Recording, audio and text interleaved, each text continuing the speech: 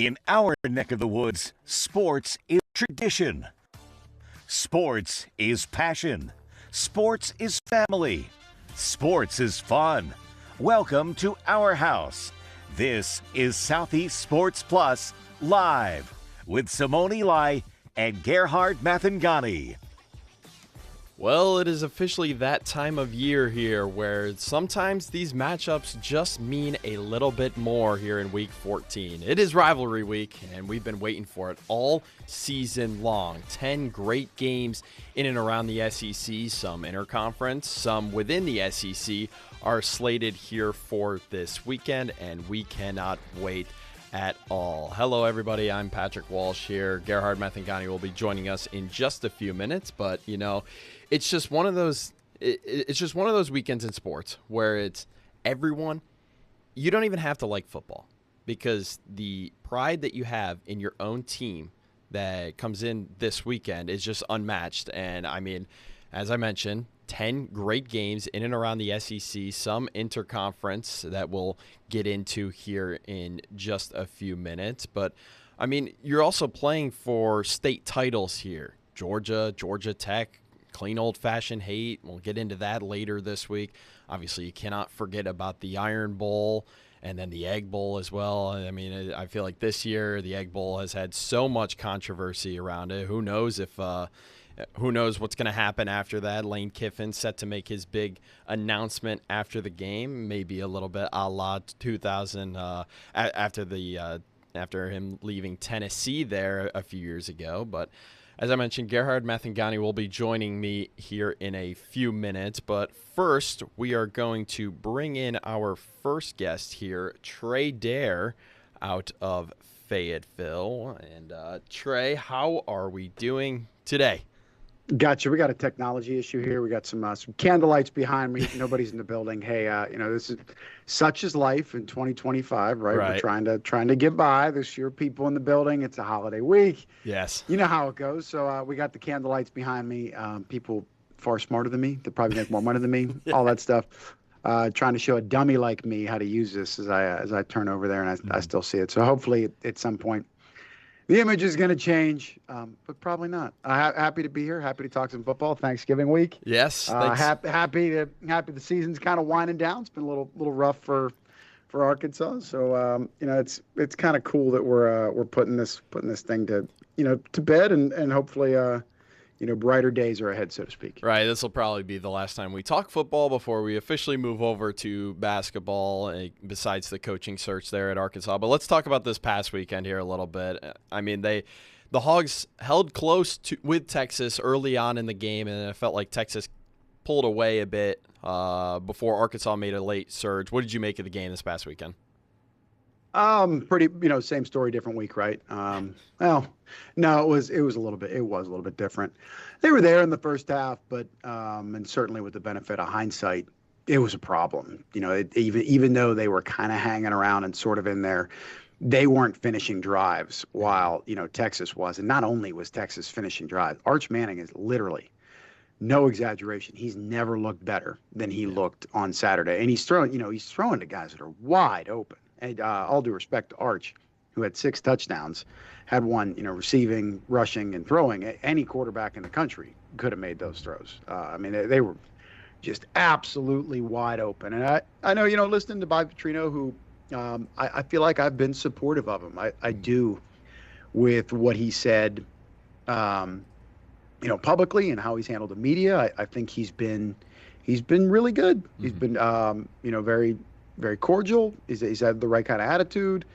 Unfortunately, you see his frustrations. There's some moments where he kind of lost it against Mississippi State, the personal foul on a day where they had 18 penalties.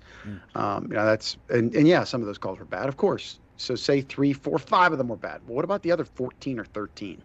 It's kind of like a sign that he lost control. The moment there at LSU, where getting after the sideline reporter who was just in the line of fire there. That wasn't her fault. That's just, kind of a sign that he's feeling it, right? He's feeling the moment there. It's a little bit much for him. Although he said, the right things and he's been friendly to the media and all that stuff, it's like I like to call them these verbal breadcrumbs. and he tries to create an alibi. A week ago, coming out of the LSU game with a big smile on his face, hey, the data and the analytics say we should have won 4 games. We lost them all, but it says we should be 4-1. Instead, we're 0-5. And then coming, out of this week, it was, it's so hard. It's not my staff, and how do I keep the staff together? And, hey, I work with the offense, but, these aren't my players. And I know that defense is really bad, but, hey, it's not my defense. So, he's head coaches don't want to make excuses, but we're all human. Anytime something goes wrong, we don't want to blame ourselves because we put so much work into it and all that kind of stuff. So, the Texas game, just the let go of the rope game. It was coming. Credit to Bobby, who, as I said, really good attitude, done the right things. I think he's gotten buy-in, but the frustration there. Whenever the message, you keep saying the message, and hey, we do this, we're going to win. We do this, we're going to win. You guys aren't doing this while we're winning. Well, whenever the players feel like they're doing it and they still don't get the results, it's human nature. That's what's going to happen. Absolutely. One of the things that stuck out to me was the fact that this offense is still very productive. They played 2 different quarterbacks, threw it freaking like 49 times with 2 different guys, and they still managed a really productive offense both through the ground and through the air as well.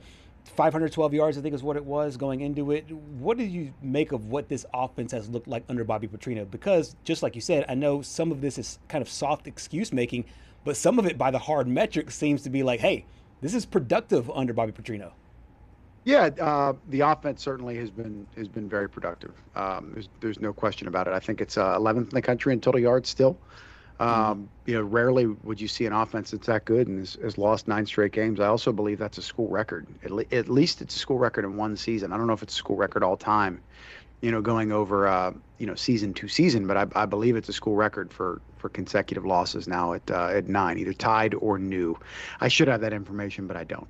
Anyways, we're gonna go with the fact that they've at least tied the school record for consecutive losses, and for an offense that dynamic and that good, Taylor Green up until coming out of the LSU game was leading the country in yards per game for a team that was 2-7 going into the LSU game. So it's crazy. They've found the production. I even wonder, pure speculation because I don't have the valid information with all that's gone on around the university. Trying to be careful with my words here. Nothing has really come from the university. It's everything, as far as I understand, and as far as what I am gathering personally, is come from people that claim to have a connection to the university. Well, it's really hard to go with that, because you hear different things from different people, and it's hard to what to believe. But I do wonder. Having not been told this, I do wonder if they hire a defensive-minded head coach, maybe a little bit more of an up-and-comer, if possibly there could be a pathway there where, hey, we really like Bobby. Bobby wants to be here. He's interested in being the offensive coordinator. I don't think that'll be the case. I think it's all or nothing with him. Either he wants the job or he doesn't want the job. And if he's gonna be a play caller, he can go be a play caller somewhere else. Or he's to the point where he's like, you know what, I'm done. Louisville paid me $10 million to go away. Arkansas paid me well to be a coordinator. Texas A&M paid me well to be a coordinator. I made a lot of money at Arkansas. I made a lot of money at Louisville as a head coach on top of what they paid to fire me. You wonder if it's time. He's got a beautiful family, a whole bunch of grandkids, seems to be in a really good place. So you kind of wonder if this could be the Saturday could be the end of the line, that we don't see him anymore. Yeah, but he does have one more decision that he has to make. Taylor Green did. He was cleared to come back to the Texas game, did not end up coming back into the game. So I know he said he's not going to mention who the starter is going to be this week going into Mizzou, but who would you project it to be? Would you expect Taylor to go out there one more time? Yeah, 6 in one, half a dozen in the other. Really you would think, given the situation, even though Taylor, that superstar Taylor Green that was like Superman out there against Texas A&M and Ole Miss. Was there another big-time game he played? It was pretty good against Arkansas State early in the year, certainly. He had 6 touchdowns against Alabama A&M, 6 touchdowns against Arkansas State. I mean, he was on fire. Now, consider the competition. I understand that. But then he's really good against Ole Miss. He was really good against Texas A&M. Coming out of that Texas A&M game, that's where, I think the decline started. Auburn, Mississippi State. Pretty good against Mississippi State. Anyways, I think he's earned the right, and here's why. It's senior day. This guy's played through injuries. He's poured his heart into it. He's taken the coaching well. He said the right things. He's done the right things.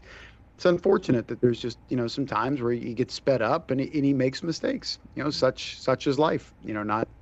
Not everybody has the same ability to process. Not everybody has the same infrastructure built around them that kind of lead to some of these mistakes for Taylor Green. But I do believe that he's earned the right to be out there with these other seniors one final time and to take that moment if he wants it. Now, as I said, 6-1, half a dozen in the other. Any other situation, a road game, not the last game of the season at home, something like that, I think it's like, all right, hey, we've seen enough. The way the Auburn game ended, he was pretty good against Mississippi State, but he did get hurt in that game. The way things went at LSU in the second half, where the offense dried up, some critical mistakes there against Texas. You would say it's time for a change. But no, I think we will see both quarterbacks pretty much by design. I think Taylor will have his opportunity against Missouri at home on, guys, what looks like a gnarly day. Like 40, I think the highs in the mid to low 40s. Is going to be rain. It's just emblematic of what Arkansas season is. Dark, gray, just not fun, which is a bummer. Again, I'm not trying to pee in the cereal bowl here. But, I want to see Bobby go out on top. Yeah. I think he deserves. I think we're completing the flat circle here. He got to come back. So regardless of what his future is, he still got to be on the sideline and got to do press conferences as the Arkansas coach. I think that's really cool.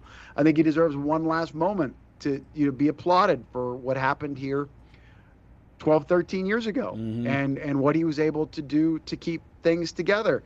And I'm really afraid he's not going to get that moment because of all the apathy from the fan base and them being 2-9, losing 9 straight games, people being frustrated that they're not getting the coach that the fan base wants, and the fan base is pushing for on the message boards. And then you compound all of that by the fact it's going to be 45 degrees, a holiday weekend, no students on campus, raining, just about as bad can be. And there could be like 30,000 people there. I really hope that's not the case, but I'm a realist. Arkansas fans, I know you don't give a crap about what I think, but please, show up, support these seniors one final time. If you've paid for the ticket, let that be. Go get your beer, go get your soda. Let that go get your pretzel, the nachos. Even though even if you don't like the way it tastes, just get it one last time. Let that be a donation to the university. And say, hey, I did my due diligence. I'm still supporting the Razorbacks. Absolutely. I think it's an awesome sales pitch. And honestly, I do hope that he's able to go out there on a high note. Lots of challenges, though, not only the weather, but also the strong running game for the Missouri Tigers. Here's Coach Petrino. Yeah, I mean, they believe in the wide zone, and they do run counter that complements it. And they do a great job with their offensive line. They have ever since Drink was at App State. That's been their gig. That's probably what helped him get that job, is their ability to run wide zone and scheme it up. The running back is real. He's very, very powerful. He sees things. He makes cuts, and he breaks as many tackles as guys I've seen or that we've played. So and then they have another guy that's bigger and just as fast come in behind him. So the two of them complement each other very well. Next here on Southeast Sports Plus, we continue our talk with Trey Ayer, break down this rivalry from a historical perspective and what we expect on Saturday. Stay with us.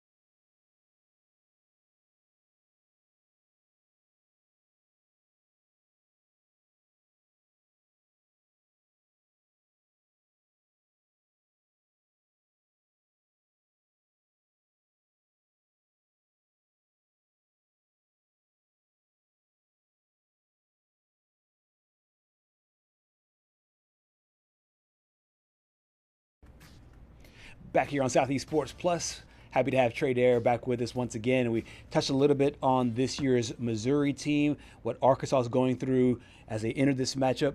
For those that don't know the history of this rivalry, this goes back a very long way between the Hogs and the Tigers. Paint a little picture for you. How far back to go? You can go back as far as you want to. I just know it from my distant memory in the past. 12-4 all time, and they've been in the same conference for a little over a decade. That's very true. That's very true. For your common fan out there that doesn't know the reason why this is the last game of the season and maybe some of the history, what is it about the Hogs and Tigers that makes this rivalry special? Honestly, I think it's a little bit interesting because it's one where neither fan base really wants to be, they don't really want it to be their rival, but it's like, hey, who are you? Who are you? Who are you, Missouri, an outsider that joined the SEC? And I believe it was 2012 or 2013, whatever it was. And Arkansas fans, so we don't want to play Missouri. We want to play LSU and Ole Miss and Texas A&M and all that stuff. Arkansas, I'm sorry, you're an outsider too. Yeah. It was a 10-team league in 1992. You and South Carolina joined. You were matched up with South Carolina whenever they had a crossover opponent for the first couple, whatever it was, the first 20 years, I guess, at that point of the conference. And that made sense because you both came from the outside. And, I know you don't want to play Missouri because you look down on them or, whether you want to go to a cooler city or whatever. But, it is what it is. Proximity, I think this is the second closest they play. Ole Miss, Oklahoma, I know, is the closest to campus. And then second is either Missouri or Ole Miss. I don't know which one it is. But, there is some cool history here. Frank Broyles, legendary figure in Arkansas, even, with guys like Nolan Richardson and Eddie Sutton, now John Calipari, et cetera, that have Dave Van Horn, Norm DeBrine, that have all walked on this campus. To me, he's the guy. He's the George Washington on the Mount Rushmore there for the University of Arkansas. He was hired from Missouri. Yeah. That's pretty cool. I think it'd be pretty cool if they call it the Battle Line Trophy. I'm not petitioning them to do it or anything like that, but maybe it would have been a little bit cooler if they would have called it the Frank Broyles Trophy or something like that. Would have been a nice honor to him. But it didn't work out that way. Missouri's had their number. What was the graphic there? 12-4 all time. Yeah, 12-4. They won the last three.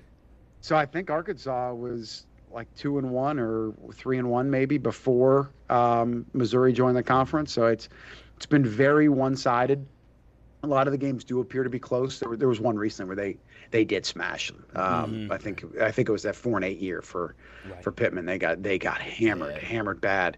But Missouri's they're the better program. Fact, not opinion. It doesn't mean they have the better history. It doesn't mean they have more potential or anything like that. It means right now Missouri is a better program than Arkansas. That is perennially in the top 25.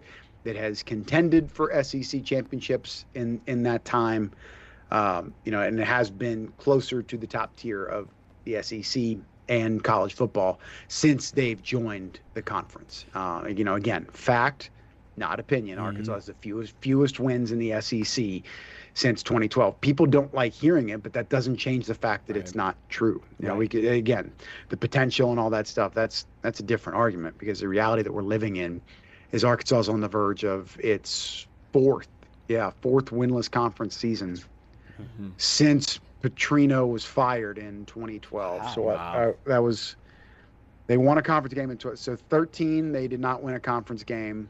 Bielema's first year, the two Chad Morris years, and now this year it looks like they may not win a conference game. But as I said, hopefully they find a way to get it done. Petrino deserves that. So. This just got me thinking. I've got one question about not this week's rivalry, and then we'll get back to this week's rivalry. If it's not really that much of a rivalry, it's like one of those weird ones, why didn't they just flip the Golden Boot to this week and then Mizzou play Oklahoma, because that's an old rivalry as well? Like, that's who Missouri wants to play. That just blows my mind because it seems like, they're trying to fabricate a rivalry with OU and LSU that just doesn't make any sense at all. Brian Kelly, when he was still the coach, was like, I don't know why we play those guys in the last week of the season. Like, it just doesn't make any sense to me. Yeah, I think the simplest answer there would be money. Yeah. OU and LSU, that's kind of a sexy matchup. Those are two big brands. There's a little bit of proximity there. You think in most years that one of those teams would be a playoff team, if not both, and that's a big time matchup. Same thing with A&M and LSU, and yeah, they're trying to shoehorn the Missouri thing in there, and it's just not working. But hey, you gotta have a rival somewhere. Right. I understand. I do. I mean, I hope people don't take this out of context. I understand why the fan base doesn't really want it. Well, hey, that's away from our tradition, and since we've been in the SEC, we've embraced the traditions of past games with LSU and Ole Miss, and those sort of became the Houston Nut thing at Ole Miss. Those kind of became our rivals. And the Golden Boot thing, it had a little cachet there. I feel like me growing up, time I was high school, college, it was, hey, Friday after Thanksgiving, Arkansas LSU is going to be on. It may not have been the game, but it was one of the games. You knew was there. You can kind of set your calendar by it, and that was pretty cool. I like what the SEC did. You can't make everybody happy. I'm really glad they gave Arkansas Texas. I think that was really important to the fan base. I would have been cool with Texas A&M too, just given the Southwest Classic, the history in the Southwest Conference, Arkansas wanting to be in the state of Texas to recruit. I think that having such a big alumni base there, that would have been cool. But Arkansas's got some tough match. LSU, Texas, and Missouri. Yep. That may be, I don't know all them offhand, but that might be the toughest draw. I know Auburn's got Alabama and Georgia. I don't know who their third team is. That's tough. That's real tough. It's it's kind of LSU for Auburn. LSU has Oklahoma, I believe A&M, and Arkansas. So that's pretty tough. But Arkansas's got some tough ones that they're gonna have to play every year. Different discussion, guys. Do you think they should go more towards like an NFL model? Maybe have like a pod system and do some balanced scheduling to where you have more of an opportunity, easier path there to raise your profile? With the fluidity of college football, I feel like it's kind of hard to translate because the NFL, they do if you finish second place, you basically have a second place schedule, so to speak, and we've seen microwaves turn on very quickly. Well, your Patriots. The Patriots. Yes, his Patriots. Yeah, I mean literally the exact same thing. And so, so I like that on paper. I just think with players being able to leave back and forth, you'd have the sins of one being put on another and vice versa. Yeah, I like the way they're doing it. As far as I understand, it's going to be like a 4-year trial. So then maybe LSU does come off, and it is Ole Miss that they play every year. Or maybe they do swap out, speaking for Arkansas, maybe they do swap out Texas for Texas A&M or something. Right. Something along those lines. I would like to see it maybe based on competition when they recycle this in 4 years. Yeah. Can they really try to find some competitive balance? Like, hey, based on, these 4 years, like, okay, hey, these are the bad teams, these are the good teams. Try to balance it out. But it is you guys both are alluding to, that's hard to do. That's because microwave is the perfect analogy there. Hey, in 2020, Sam Pittman was hired at Arkansas, Lane Kiffin was hired at Ole Miss. Pittman won that first matchup. Yep. And look how much the sport has changed, and look how much the direction of those two programs have changed. Ole Miss really never been viewed as a good job. If Kiffin leaves, that people are going to be fighting over that job. I think they're going to view that it can change that quick. And it can change at Arkansas that fast. If they find the right guy, this can become a very good and reputable program. Bringing it back to the Battle Line rivalry here, you talked about in the last segment about how it's going to be like 40 degrees, dreary, just awful conditions. Emblematic of the Arkansas season. Well, it just reminds me of this game last year, the good old snow game, and I think that's the epitome of what football should be. Look at that. I mean, that's just awesome. That is beautiful. Absolutely. Would love to have it in Fayetteville, but don't think that's no. There's gonna be no stuff. Dan Scoff, shout out Dan Scoff, our weather guy, who we got our door open. We share some space. We need next year to get us some bigger real estate, man. We got a small footprint here in Fayetteville, but we're on Dixon Street, so we got it locked. We got a good spot. But anyways, weather guy and I, we share a hotel adjoining door here, so you can probably hear me chirping him right now. But yeah, he is confident it's going to be raining all day. So there may be some pockets of dry weather, but it's a matter of when and how much, not if it's going to rain on Saturday. So what a bummer. But yeah, which I thought was cool about the playoff last year, some of those environments. Yeah. Notre Dame. Which I wasn't convinced was going to happen. like the whole global warming thing. I feel like everybody in the country feels like it's warmer now where they live than it used to be. And Penn State had a cold game. Yep.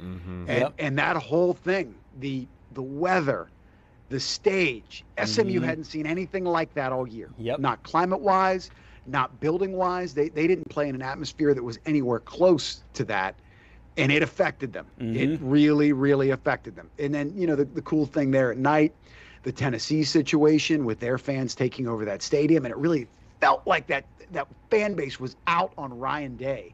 And all that orange in the stadium, and their players are shirtless. And then Ohio State waxed Tennessee. They beat the brakes off them in a cold environment. So I like the campus games. I like the bowl games. Again, something to throw back to you, kind of getting away a little bit from the game.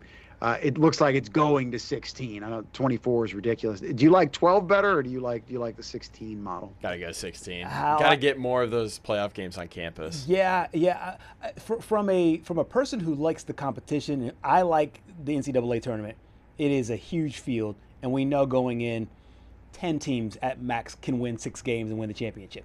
Same situation here. So 16, I don't know about that. 16. I just. What about when San Diego State went to the championship game a year ago? Which, by the way, at that time I was working in an NBA market. I'm not like trying to brag here or anything like that. Yeah. I didn't watch college basketball just because I know the nature of the bracket. I had them in the championship game, right? And losing to Miami or something. Whatever. I nearly won some money because of the random nature of that. Nobody had San Diego State winning that. So I don't know. I feel like, but I get what you're saying. Yeah. You're right. Most years there's about, 8 to 12 teams that can win the basketball tournament. Win it. Right. That's why I like the 12-team field. And I was a 4 or an 8 guy. I was not a 12 guy. But if you go to 16, there's not 16 teams that can win the national title. So what are you doing?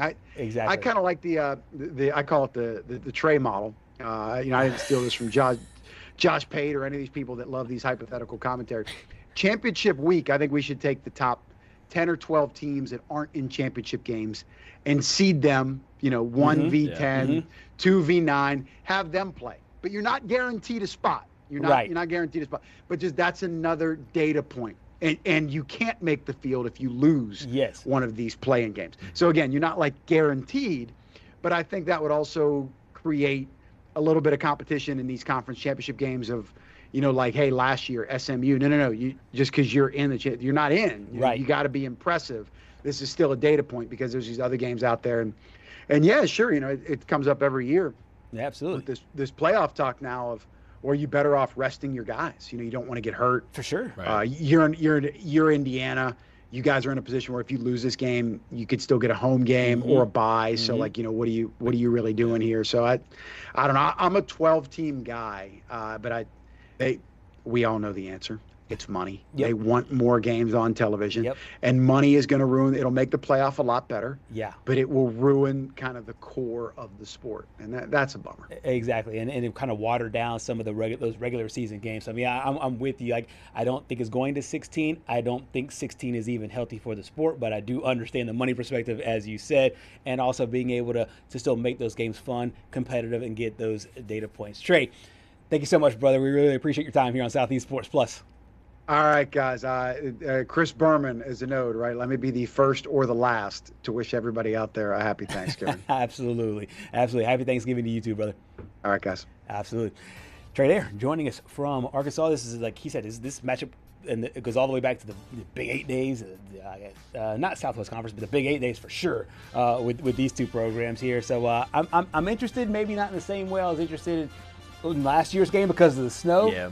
But can Bobby end up with one SEC win? Maybe. I'm rooting for him. I really am, Yeah. but I just don't know. Missouri's going to come in. He said it's going to be a Drury day, and all I can think about is Ahmad Hardy running for 400 yards. Yeah, they're going to give it to him 40 times, that's for sure.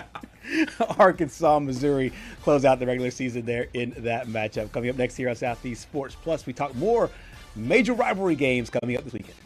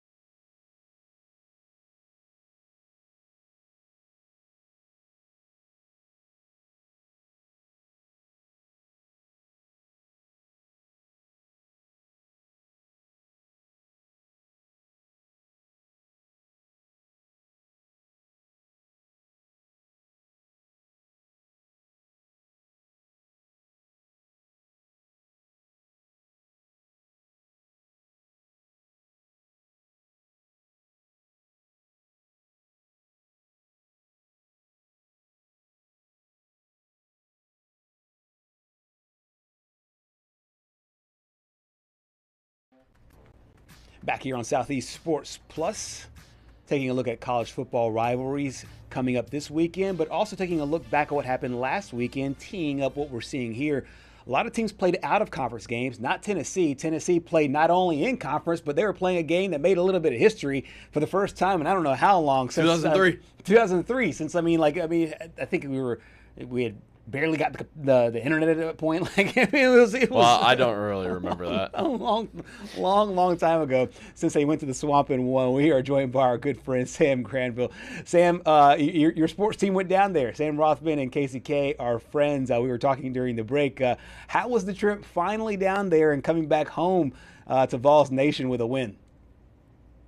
Yeah, it's been a long time. There's been a lot of sports reporters to come through Knoxville and work here since the last time that happened. One that we always like to list off is when Finding Nemo came out. You said, when's the last time that the Vols won? Yeah, it's been that long. 2003, 22 years ago. It's been a long time. So, Joey Aguilar is the quarterback to get it done. First quarterback since Casey Clausen here in Knoxville. First coach, Josh Heupel, obviously. So, you love that you broke the curse. You can finally get that one off your back. Now you can work moving forward on breaking that curse in Tuscaloosa. Mm-hmm. And then we can just say, okay, they got us this time. We got them that time. And no longer have to worry about that. Yeah, it's been, several decades. All the players on our team, or just about all the players on our team, weren't alive the last time it happened. So a big win for the Vols. Sam and Casey, a successful trip. It's always nice when you hear Rocky Top ringing in a visiting team stadium at the end of a game. So big win for the Vols. Now they got to turn their attention to that team over in Nashville. Yeah, and I feel like this is, you could make the argument that last year's game meant a little bit something. It was probably the first time a football game has meant something in this rivalry in a long time, since it's mostly dominated by baseball now with the emergence of Tennessee basically running the sport. But what I found interesting coming out last week is that Joey Aguilar, we'll talk about his performance this season here in a minute. I thought it was interesting that he is joining Diego Pavia's fight in trying to get another year of eligibility. So, the timing to me is just funny, since they play one another this week, heated rivals, and it's just like, you know what, I'm gonna join your team here in this sense and try to get another year of eligibility. No, absolutely. Me and Sam Rothman were just talking about that. And it's kind of a weird, catch-22 where it's like, okay, he might be making these comments, and he might be, kind of one of the more insufferable, one of the more, just outspoken players that we love to hate in Diego Pavia. But then it's also like, without Diego Pavia, without his lawsuit against the NJCAA, there is no, Joey here in Knoxville. There is no Joey Aguilar coming and playing a season in Knoxville at all. So, you got to thank him, I guess. Hey, thank you for your service, Diego Pavia. Now, let's do our best to quiet down a lot of that talk about running the state and doing things that haven't been done before they're actually done. So it's a little bit of okay, we appreciate what you did in getting Joey over here and him wearing, the orange colors. Obviously a lot of moving pieces into that. You also got to thank Nico for all of that. But certainly an interesting situation with the two joining together as plaintiffs and potentially having another year in Knoxville, which, again, without Diego Pavia, there certainly is no 2 years with Joey Aguilar, so we'll see how things shake out on that end. Yeah, no question. That's a really interesting dynamic. Speaking from Joey's perspective in general, he's coming off of really good games. I think he has a lot of confidence coming into this, playing well in the Swamp, 31-11, the final there in that matchup. From his growth, from the time he won the job in fall camp to where he is now, what do you think that he has been able to, both tangibly or intangibly, be able to help lead and grow this team and this offense, and what's his ceiling if he does get that chance to stay another year?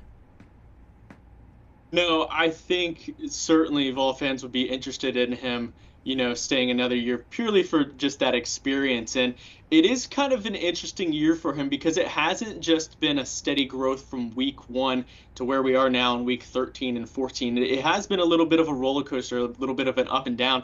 This game against Florida might have been his best game since he played Georgia. It was very similar in the fact that game against Georgia, I think he started 13 of 13 with nearly 200 yards. And then here against Florida the other night, he started 11-11 with, about 120 yards as well. So this was one of his more efficient performances in some time. It's been a little shaky as far, he's been consistent. He's Mr. Consistent when it comes to 200 yards. He has not had a game in his NCAA career where he's thrown under 200 yards. Even that stayed the same against Florida this week when he really didn't need to throw for 200 yards. So he has that consistency. There has been a little up and down, especially when it comes to the turnovers. We've talked about that the last couple of weeks where the interceptions have become more a factor, but all looked good against Florida. He's playing his best football coming out of that game. The Vol fans say thank you for breaking that streak for us. We saw him, he was, having some fun with the band after the game and having a lot of fun down there in the swamp. So certainly Vol fans are all about Joey Aguilar right now. Well, they certainly have a streak in this rivalry coming up this week. They've won the last 6. Let's take a look at last year's game, because obviously this meant something to Vol fans and the Vol team. It was pretty much a win and you're in the college football playoff scenario. What do you remember the most about that game? Yeah, that one certainly was one of those where you're like, are we really at this point? Like, are we really at the point where it's no longer entirely our state, where it's no longer, this is our little brother who, we pick on and we can guarantee that that's one win to close the year, and now that we're back at this point to where it's okay, Vegas has us as 2.5-point favorites at home in Neyland. That's basically a toss-up, a pick-em. You always like to see the home team at least have 3 points to be considered, quote-unquote favorites. Now it's 2.5 coming into this week, so even Vegas is like, yeah, take your pick. Either team could win. So certainly the Vols, the fans, the team, Coach Heupel, they're not going to take any of that disrespect. They're going to treat this as, we don't care if we have no shot at getting into the playoffs. We don't care if we have, the most outside chance of ever. We don't care what the rest of the season looks like. We have to beat Vandy. I was talking to one of our friends over here in Knoxville at Sports Source last week, and he was saying, if you lose to Florida, okay, like, that stinks. They're not a very good team, but the streak is still going. We don't really expect to win in Florida because it's been this long. You don't lose to Vandy. You don't lose to Vandy if they're 12-0. You don't lose to Vandy if they're the #1 team in the nation. You do not lose to Vandy. This will be a very, very long and grumbling offseason if Vandy can pull this off, if they can get into the playoffs while the Vols are sitting at home, come mid-December. So this is a game where they're going to be throwing in all the chips to make sure that that team over there in Nashville doesn't get the win. Absolutely. Of course, right now they are scheming against that Vanderbilt defense to try to continue that streak for Joey Aguilar, getting those 200 yards. We got a chance to hear from head coach Josh Heupel on his signal caller and the Vandy defense. Yeah, I think because of who he is, that's where it starts. He's humble, cares about the people around him, appreciative of this opportunity to be with his teammates. That's why his teammates gravitated to him really quickly. And then he plays extremely hard. So you combine all those factors, I think he represents what Tennessee football, but what this fan base is all about too. Yeah, I mean, they're playing extremely hard, physical in their front seven. Defensively, a lot of different structures. The last 2 years that we've played them, structure-wise, it's been dramatically different. When we got to kick off, and so we have to prepare for the structures that we've seen in the past, and also what they've done this year. Sam, this is a really interesting Tennessee offense because they've been able to throw the ball well. We've talked about Joey Aguilar, but then also be able to run the ball at times throughout the course of the regular season with that three-headed monster, so to speak, to start out the year. As you look at the keys to the game this year, what are some of the ways that they'll have to perform and execute on the field to beat Vandy? Yeah, absolutely. I completely think that you have to establish a run game. It seems like whenever the Vols are having their most success, it's when the running backs are getting to around that 200-yard mark combined, when you have Deshaun Bishop and Star Thomas and Peyton Lewis, with the three of them, if you're getting to close to 200 yards, you're already guaranteed that Joey's throwing for 200. Yeah. So, you know, if you got that balance, you feel really good because, you know, just how good that passing offense has been. Mike Matthews, he reached 700 yards this week. So now 3 Vol receivers have over 700 yards on the year with Chris Brazzell and Braylon Staley. That's the first time that that's ever happened for the Vols. So clearly, they can sling the ball around. They got the targets to do it. You know, the tight end Ethan Davis had himself a week with Miles Kitzelman out with that knee injury. So the weapons are around. You got to have that balanced attack. And one name that we're paying attention to this week, and, you know, we spoke to him this morning, is Star Thomas. He played with Diego Pavia over at New Mexico State a couple years back. He actually talked about Diego calling him on the phone earlier this week and trying to, you know, get in his head a little bit, trying to say, hey, you know, we're coming over there. We're coming over there to take you guys out at start. You know, he was immediately shut it down and was like, yeah, I didn't want to talk to him on the phone, but, you know, it's all fun and games. I told him we've been listening to the disrespect and everything. So little bit of personality there this week with Star Thomas and Diego Pavia, former teammates over in New Mexico State. So that adds a little incentive for Star to have another big game as well. You got a score prediction for us? Falls by at least 1 point. That's all I got. At least 1 Okay, point. so the biggest point spread says a coin toss, and Sam saying coin toss. but heads, Vols win.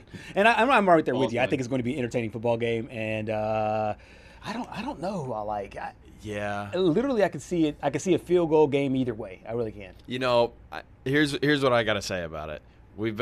Sorry, Sam. We've been talking about this Tennessee defense. I mean, just looking like the security guards while the players while the fans storm the field, just sitting there like this. That's all they can do. And Diego Pavia is coming in off of 2 of the best games I think he's ever played in football, like his entire football career, going back to high school and stuff.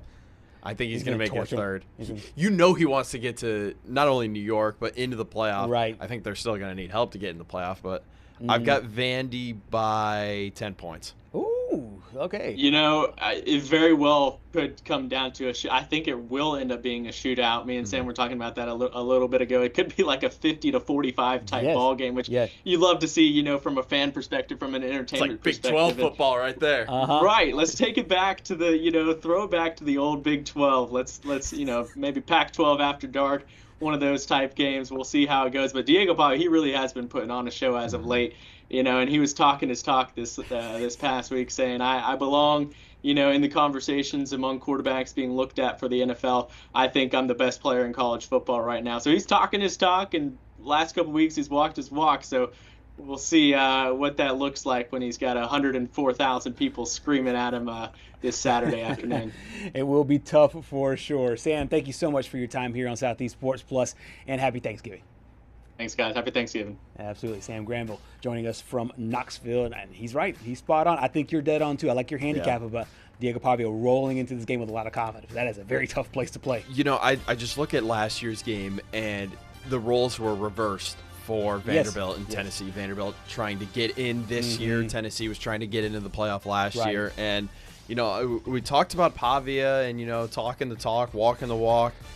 He is this generation's Baker Mayfield, because Baker talked the talk and he walked the walk. Pavia's starting to do both. And if you like football, it is entertaining to watch. Right. But at the same time, if he doesn't work in the NFL, he'll be great in Canada. Oh yeah, no, absolutely. Canada, the Arena League, XFL, UFL, whatever it is now. No, he'll be good in all of them. Can't wait for that one. Appreciate our friends over in Knoxville breaking down the big rivalry going on there in the Volunteer State. Coming up next here on Southeast Sports Plus, we close up our first hour with a look at the polls.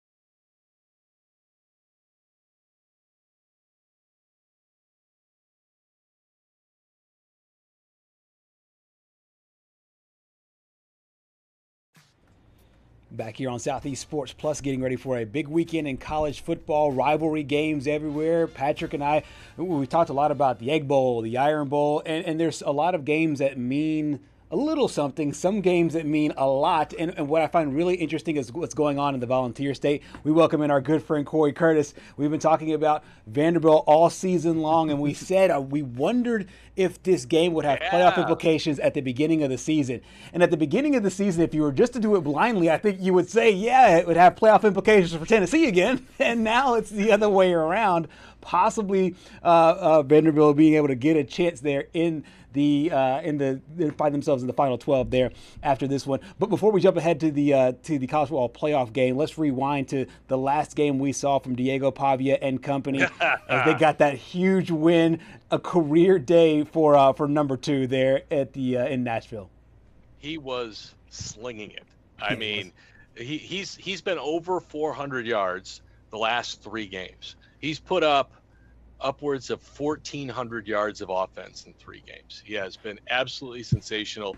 He's throwing the ball better than he's ever thrown it. Junior Sherrill and Trey Richardson have put up huge numbers on the outside for him. Again, if he was playing at Alabama or Penn State or Notre Dame or one of these schools putting up these numbers, he would already have the Heisman Trophy. Okay. I mean, the numbers, and I will continue to say he is the most important player in college football. You can argue if you think he's the best or not. You cannot argue that he is the most important player in college football. I thought it was really interesting how they put the game in Kentucky in his hands and just let him sling the football all day long. Yeah. And it really, really had a day. He's pushing 3,000 yards now. His numbers over all the other Heisman winners or contenders right now, they're not that close. I mean, he's got more yards, he's got more touchdowns, and he's got Vanderbilt 9-2. Guys, 9 wins in the regular season is the most they've ever had. Yeah. They've never had a 10-win regular season. If they win this game, it'll be their first ever 10-win regular season. In the history of this rivalry, they've never both been ranked in the top 20. This is the biggest game at Vanderbilt in 100 years. That's awesome. Talking about Diego Pavia here, and I mean, it wouldn't be far-fetched if he just continues what he's been doing these past 2 games, because, I mean, you look at Tennessee's defense and you could make the case that it's the worst in the SEC, but if he does have another insane game and just ups his career high that he just set last week, do you think that's his Heisman moment and he could not only just go to New York but actually win it? Well, he's on the right trajectory, right? He's in the top 4 now. I think his odds are 6-1. Jeremiah Love made a big jump last week with his huge performance against Pitt. But what he needed was for Tennessee to slam Florida, and Tennessee slammed Florida. And so it's made this a bigger game. They needed Tennessee to be ranked as high as possible, not just for him, but for the team. Unfortunately, this game is not going to be on ABC. It's going to be on ESPN. A lot of people will still see it, but I would love to have had this one for a national audience for virtually everyone to see. I know everyone's got ESPN nowadays, but it's a huge game. And so, if he can win in Knoxville, because not many Vanderbilt quarterbacks have, and get Vanderbilt to 10-2, guys, I don't know how the committee leaves him out. I mean, I don't know how you put Utah or BYU or one of those teams in ahead of them. I just don't. And if he's not in New York, I mean, you can argue if he should win it or not. If he's not in New York, it's ridiculous. He should be in New York. He should be in New York anyway right now. Right. You're absolutely right. It would be a tragedy if he isn't in New York because of what he's been able to do. Going along those lines, and you'll have to just kind of follow my logic on this, because we have talked a lot about the counting stats when it comes to Diego Pavia, but there's also a certain thing that is non-physical about him that is that's just larger than life. In the exact same way that we talk about the committee possibly putting in a Notre Dame because of the golden helmets, maybe Michigan if they beat Ohio State because of their history. Do you think that there's also possibly one of these kind of etheric ways that Vanderbilt also gets in because of the storyline of Diego Pavia? I mean, look, he's great television. Yeah. His mom is great television. Yes, in case exactly. you didn't watch the last game. I mean, she was on like after every play. You know, he is the most polarizing athlete in the state of Tennessee since I've lived here, since 2003. Right. Tennessee fans hate him. Hate him. Of course. Oh, yeah. And it's because they're scared. Yep. And I don't blame them, because, he's 3-0 against Auburn. He's 1-1 against Alabama. He beats people. And, look, there's a lot of people who think he should be quiet and, just play the game. He had no offers out of high school. Right. Yeah. He went to junior college where he was the third string quarterback and then won that job. And then he goes to New Mexico State and beats Auburn, puts up double-figure wins, and comes to Vanderbilt and says he's going to win championships. And here he is. He has backed up everything he's ever said. He's earned everything he has ever had because he has been given nothing. Given nothing.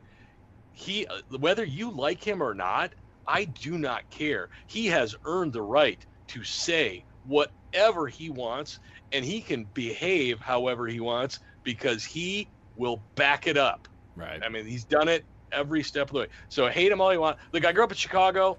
I was a Bulls fan. Everybody hated Dennis Rodman. They hated him.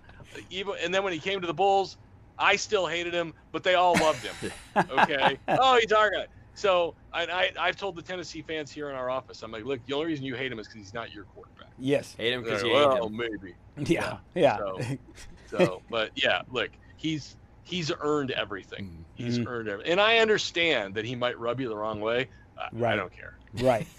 As we boil down this particular rivalry and what Vandy and Tennessee means to the state of Tennessee, and correct me if I'm wrong, but there is a certain hate factor that is existed in the Egg Bowl between Ole Miss and Mississippi State. I mean, there have been shootings over the Iron Bowl. I mean, that's not laughing, but it just shows you how deep it runs. Florida State in the 90s, early 2000s, even the 80s for a little bit was kind of just that huge rivalry. Notre Dame, Miami, exactly. Yeah. Right. Yeah. And so crystallize for those that don't know what Vandy, Tennessee really is, because as you said, it's been kind of a one-sided rivalry. No, not kind of. Here recently, well, I mean, if you've been alive for the last 20 years, you've seen, James Franklin teams be competitive. It wasn't completely embarrassing Vandy. Well, Tennessee wasn't very good for 20 years. That's right. That's why. Yeah. That's why. But still, largely, the Vanderbilt wins have been so few and far between. They always say it's not a rivalry unless both teams win. Yeah. And so you could call this a rivalry game for Vanderbilt for a long time, but I don't think you could really call it a rivalry game for Tennessee. It was just another win on the schedule. It was a home game, no matter if it was in Nashville or if it was in Knoxville. It was going to be a home game for Tennessee. This year, it's a rivalry. Now, the Vols are a 3-point favorite, but Vanderbilt's going in absolutely believing that they can win this football game, and Tennessee fans know that, and it infuriates them. Okay, It infuriates them that Vanderbilt thinks they're going to come into Knoxville and win, and so it hasn't been a rivalry for a long time. I mean, you can say it's a rivalry game, but when the score is 49-10 every year, that's not a rivalry. No, that's just Big Brother beating up on Little Brother. We got a rivalry now. Yep. We'll see. Now, if one of them wins 49-10, right. Who knows? But this game has a lot of juice behind it. Like I said, there's Vanderbilt's playing. It's a playoff game for the Commodores, whether they get in or not. They've got to win to have a chance. Yep. Tennessee would. They want to prove that they're still the better team, and they've had a really good year. And I think it's going to be a high-scoring, electric game, and the team with the ball last will probably win. Absolutely. One of the things that we've talked about with Clark Lee, the reason why I don't think that he jumped ship to anywhere is because he has these close ties with Vanderbilt and a guy that can appreciate this rivalry. Listen to Coach. Well, we need to win to feel like we're doing our part of the rivalry. I haven't been able to do that since I've been here, and again that's a testament to the program they built over there. I mean, and we've taken a little more time to get up on our feet here, and I mean, there's lots of reasons for that. But here we are with a good team, and they have a good team, and this is what a rivalry game should feel like. It's important for us to win the game, to try to create a little back and forth there. That pressure is on us. And so what do? We just focus in the process. How do we best prepare to put our best performance on the field and to give ourselves a chance? Again, it's a road game this year for us, and it's a tough environment. We've had a couple of those this season, and some we've responded well. And I think in others, Alabama, Texas, we haven't played a full 4 quarters. Corey, I feel like the magnitude of Vanderbilt versus Tennessee was no greater in the last 5 or so years than it is in baseball. And I feel like last year was the first time where there was something truly on the line for one team. Obviously, Tennessee needed a win to get into the college football playoff. Vanderbilt needing one to have the chance to make the college football playoff this year. What do you remember most about last year's game?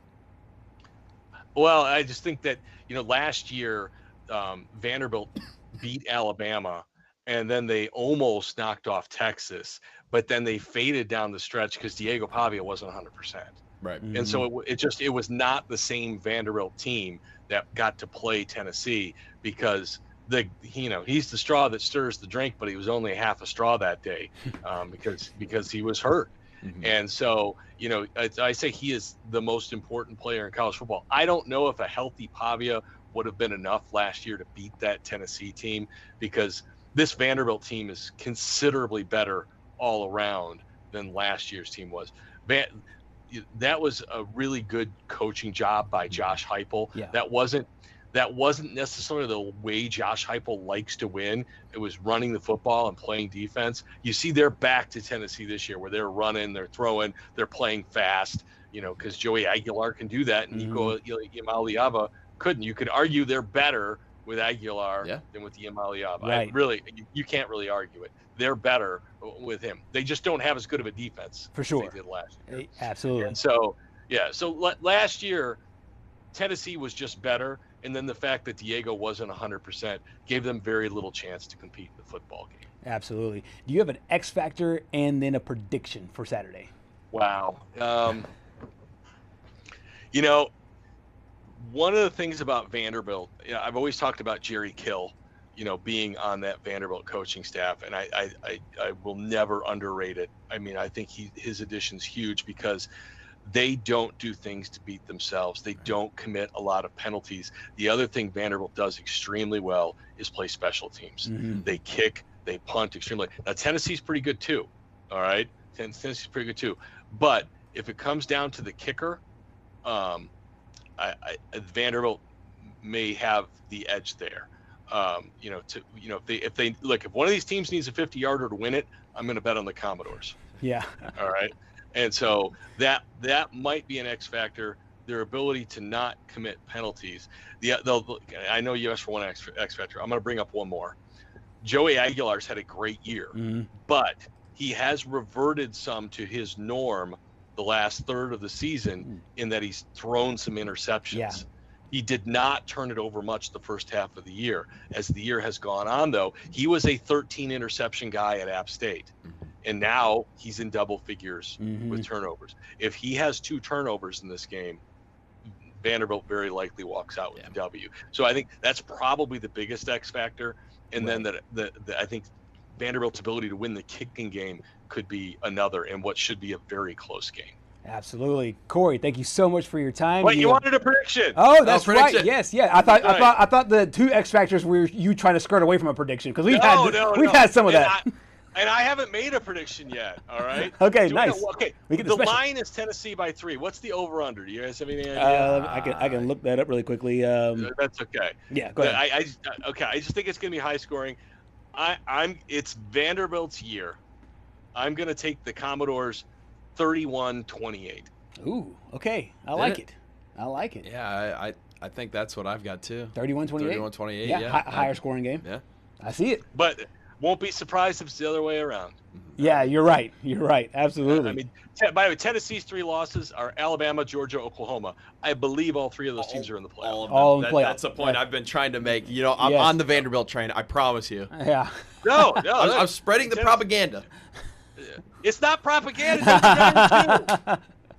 It's They're true. 9-2. Yes, what it's more do true. they have to do? Right. Exactly. Right. Okay? No, you're They dead lost on. at Texas and Alabama. Right. It's They not like have to their have a losses golden are helmet, bad. you know. Yeah. They used to have a golden helmet. Now it's black. The gold helmet didn't do squat for them. They gotta have the name Fighting Irish or Hurricanes or BYU Hey, Cougars or something. They had to have one. Don't disparage the Fighting Irish. I'm not. They're a great football team. They are. And their head coach is the next head coach of the Tennessee Titans. Oh, Oh, I like that. So predictions here. I like it. Corey, in this time of giving thanks, we have thanks so much for you, not only for your insights, your predictions, your entertainment, and your fun, man. I appreciate it, and happy Thanksgiving.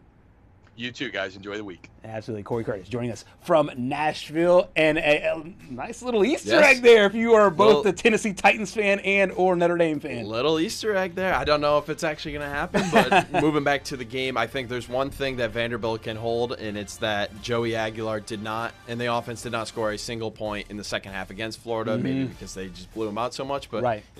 they might come in a little bit rusty. Yep. Who knows? Who knows? And it could be a monster one for Vanderbilt, and maybe just enough to get Diego Pavia the Heisman Trophy and a spot in the college football playoff. Southeast Sports Plus continues after the break.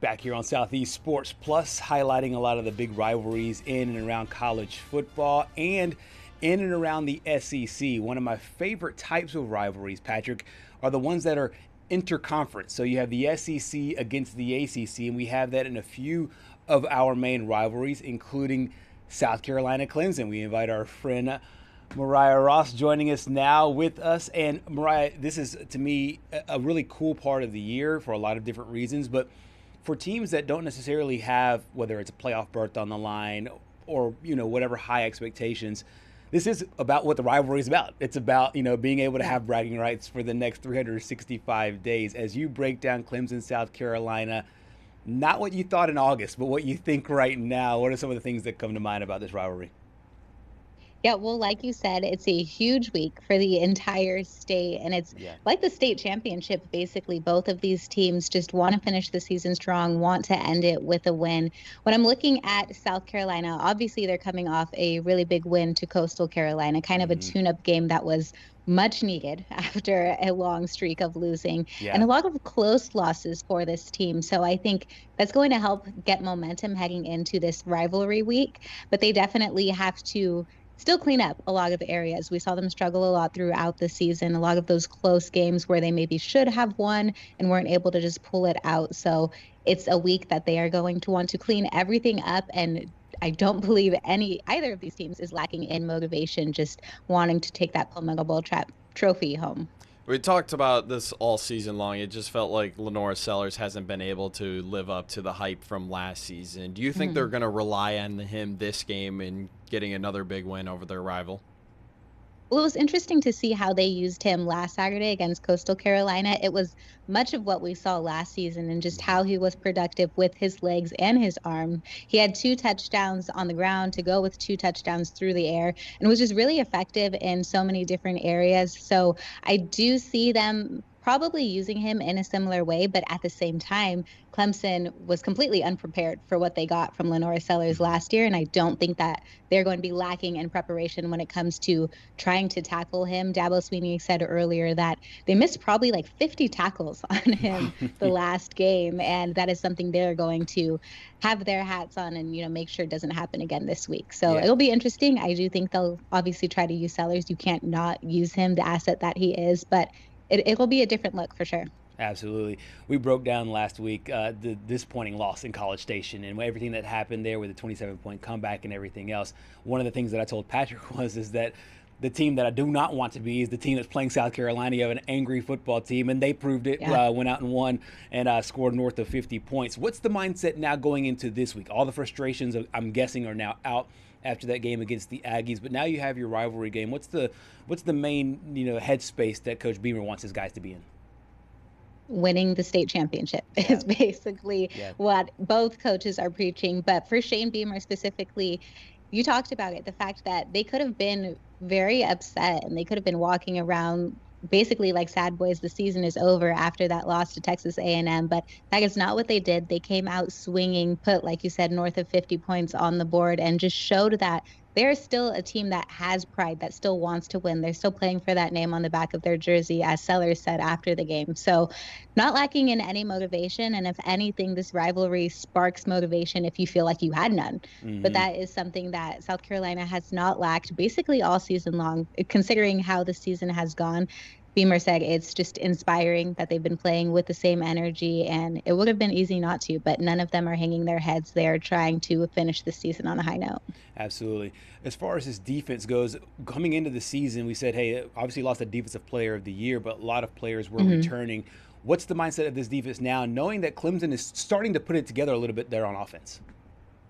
To come out swinging, same way that they did against Coastal Carolina, try to get as many takeaways as possible. Last season, obviously, a lot of those players aren't on the team anymore, but they held Cade Klubnik to his least passing yards of the season, only 100 yards through the air for Klubnik. So that's something that the secondary is going to try to take hold of. And then obviously Dylan Stewart up front. Also Brian Thomas Jr., who is coming off a really incredible game.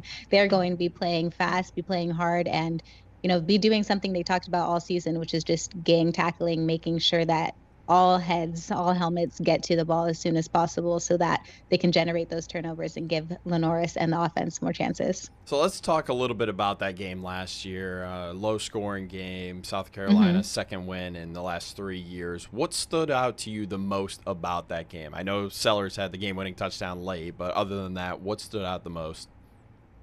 I think it was just Cade Klubnik's struggles to get the offense going. And like I said, only 100 yards for him passing that game.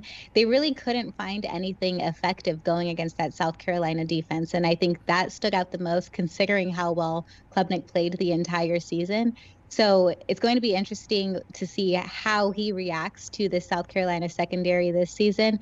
Obviously, we've seen him kind of have an up and down throughout the year and kind of struggle under pressure at times and at times shine. So it'll be interesting to see how he reacts to the South Carolina pressure, because those guys up front can definitely get their hands on you and make things difficult.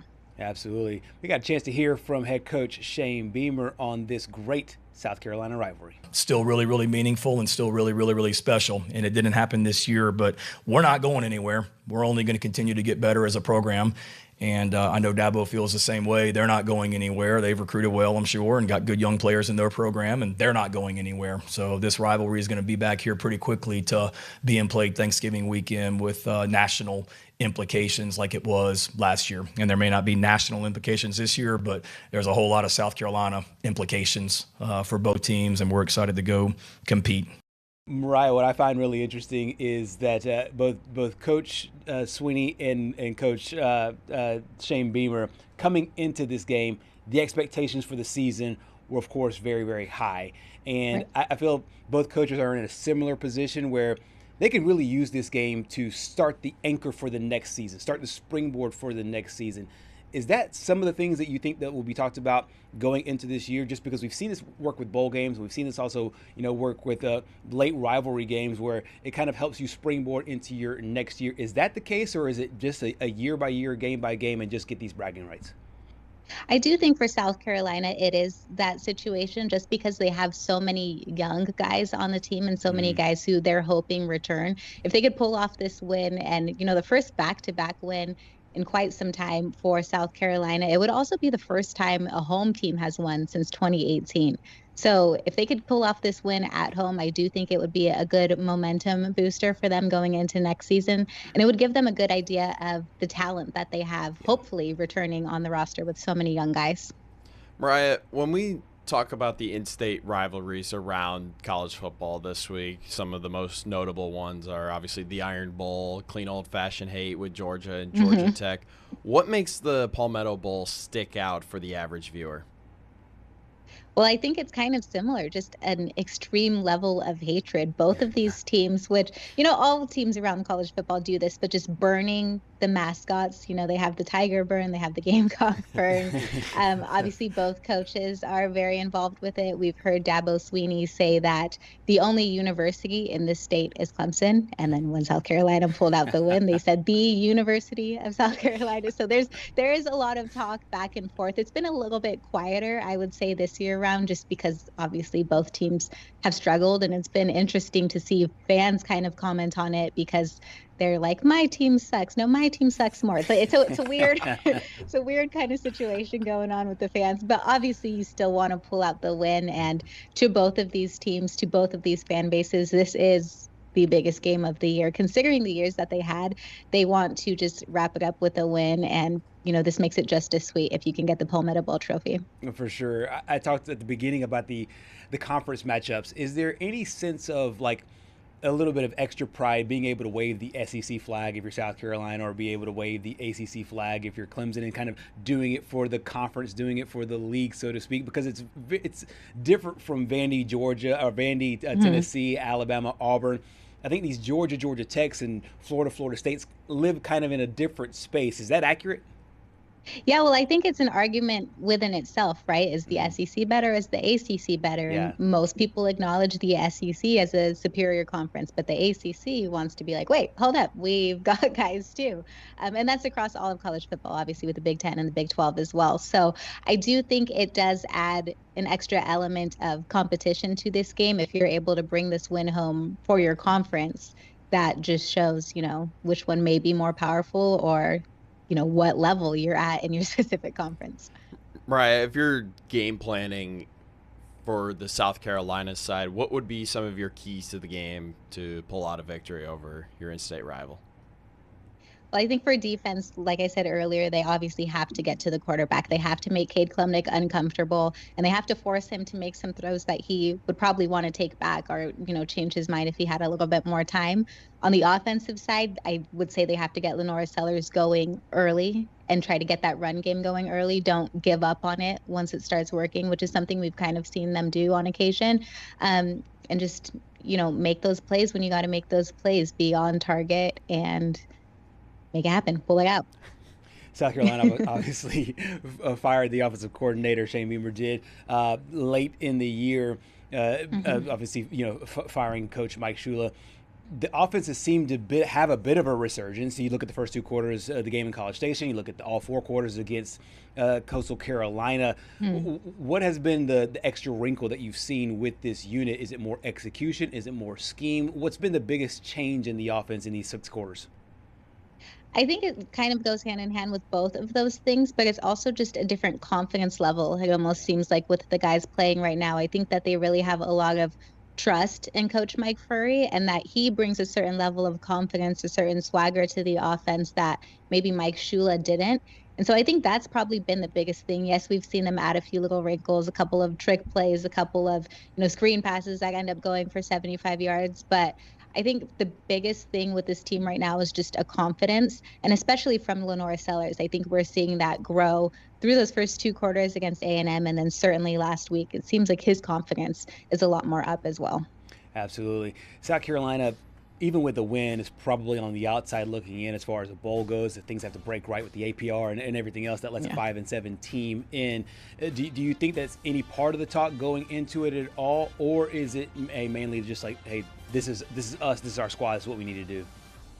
I think it's the latter. I don't think that there's any I don't want to say there's no hope, but I don't think that there's any thoughts of a bowl game right now, just being their record what it is. It's definitely playing for pride right now, trying to finish the season on a high note, trying to do it for these seniors who it's their last game, and just trying to get that state championship, pull out the win against a huge rival. Absolutely. Looks a little bit different than what we expected at the beginning of the year, but Clemson, South Carolina should be fun once again in the Palmetto game.